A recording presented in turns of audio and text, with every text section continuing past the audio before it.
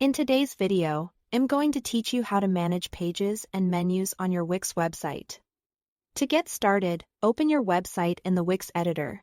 This is where you'll control the structure of your site and decide how visitors move from one page to another. Keeping your pages organized and your menu clean makes your website much easier to use. And it also helps your visitors find what they need quickly. Once you are inside the editor, go to the left side and click on Pages and Menu.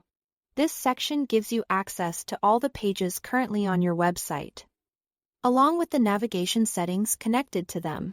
If you want to add a new page, click Add Page at the bottom of the panel.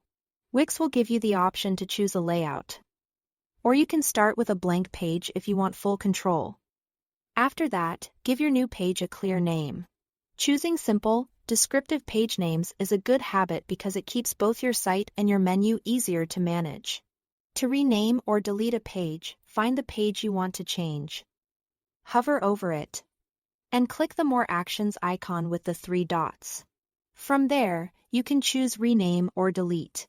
Renaming is useful when you want to make your navigation clearer. And deleting helps remove pages you no longer need. Just make sure you are deleting the correct page before confirming. If you want to reorder your menu items, stay in the Pages and Menu panel, then click and hold the page you want to move.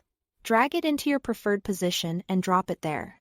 This changes the order visitors will usually see in your navigation. So place your most important pages where they're easiest to find. To create a drop-down menu using subpages, drag a page slightly to the right and place it underneath another page. When you drop it there, it becomes a subpage. This is especially helpful for organizing related content under one main category, keeping your top menu cleaner and less crowded. You can also hide a page from the menu without deleting it. Click the More Actions icon next to the page and select Hide from Menu.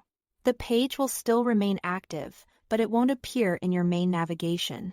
This is useful for things like private pages, thank you pages, or landing pages.